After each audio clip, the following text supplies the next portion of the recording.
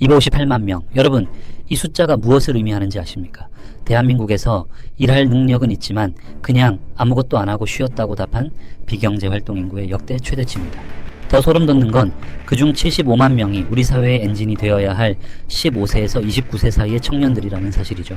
2025년 12월 통계청이 발표한 고용 동향은 단순한 불황의 신호가 아닙니다.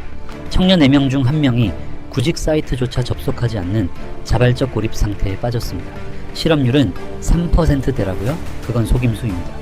구직을 포기하면 실업자 통계에서 빠지거든요.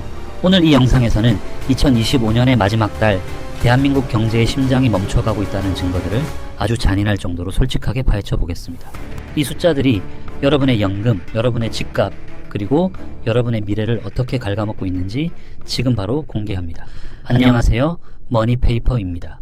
오늘 우리는 2025년 12월 고용지표 속에 숨겨진 청년층 쉬었음, 통계의 공포를 다룹니다.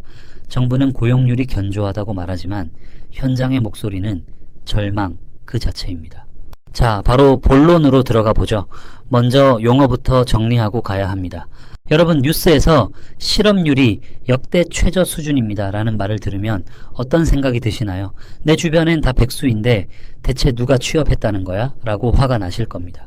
그 이유가 바로 여기에 있습니다.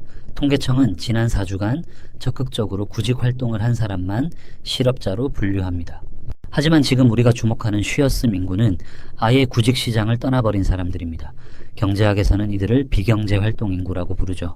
2025년 12월 기준으로 이 인구가 1600만 명을 넘어섰고 그중 특별한 이유 없이 그냥 쉰다는 사람이 258만 명에 달합니다. 이건 전년 동월 대비 무려 15% 이상 급증한 수치예요. 특히 20대와 30대의 증가폭이 무섭습니다. 20대 쉬었음 인구는 2024년 대비 12만 명이나 늘어난 75만 명을 기록했습니다. 75만 명이면 웬만한 광역시 인구 수준입니다. 이 젊은 에너지가 생산적인 곳에 쓰이지 않고 방 안에서 소멸하고 있다는 건 국가적으로 보면 거대한 공장이 가동을 멈춘 것과 다름없습니다. 여기서 많은 분이 오해하시는 게 있습니다. 요즘 애들 눈이 높아서 그래. 중소기업은 사람 없어서 난리라는데? 라고 말씀하시죠. 과연 그럴까요? 제가 여기서 데블스 애드보킷이 되어 이 논리를 정면으로 반박해 보겠습니다. 2025년 대한민국에서 중소기업의 평균 초임 월급은 약 260만원 수준입니다.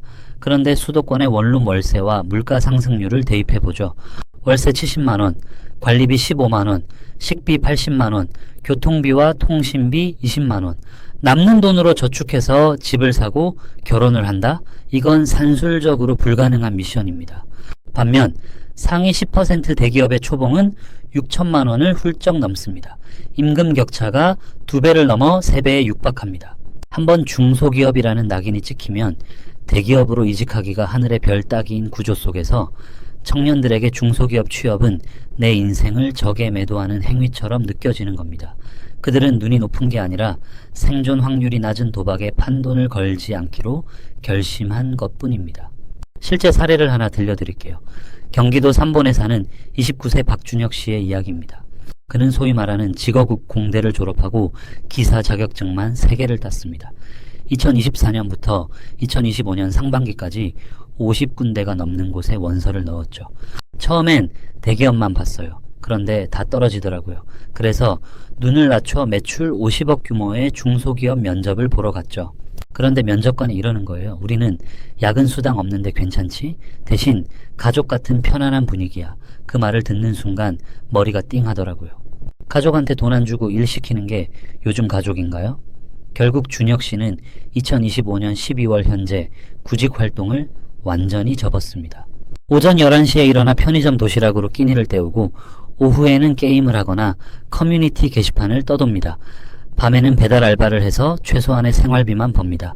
부모님은 한심하게 보시죠. 저도 제 자신이 싫을 때가 많아요. 하지만 다시 그 지옥 같은 구직시장으로 뛰어들 용기가 안 나요. 노력해도 보상이 없는 시스템이라는 걸 알아버렸거든요. 준혁 씨 같은 사례가 지금 대한민국에 75만 개가 존재한다는 뜻입니다. 이건 단순한 게으름의 문제가 아닙니다.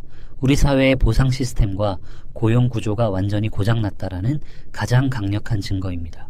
그런데 여러분, 진짜 무서운 사실은 이들이 방 안에 머무는 동안 우리 사회의 기초 체력이 완전히 바닥나고 있다는 겁니다. 2030년 불과 4년 뒤에 닥칠 인구 절벽과 고용 붕괴의 대충돌 시나리오를 보면 아마 잠이 안 오실 겁니다. 자, 상황이 이 정도로 심각하다면 우리는 질문을 던져야 합니다. 이 현상이 지속되면 여러분의 국민연금은 어떻게 될까요? 이제 잠재성장률이라는 시한폭탄에 대해 이야기해 보겠습니다. 잠재성장률은 한 나라가 가진 모든 자본과 노동력을 다 쏟아부었을 때 최대로 이룰 수 있는 성장 속도, 즉 국가의 기초 체력입니다.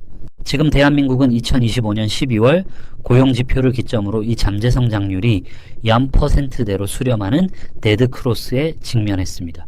왜냐고요? 숙련된 기술을 익히고 사회의 허리가 되어야 할 청년들이 쉬었음 상태로 1년 이상 머물게 되면 이들의 노동 가치는 단순 정체가 아니라 퇴화하기 때문입니다. 경제학에서는 이를 이력현상이라고 불러요. 75만 명의 청년들 몸에 이 흉터가 새겨지고 있는 겁니다.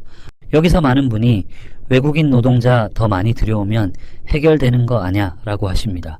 하지만 외국인 인력은 고부가가치 산업을 대체할 수 없습니다. 진짜 문제는 소비의 실종입니다.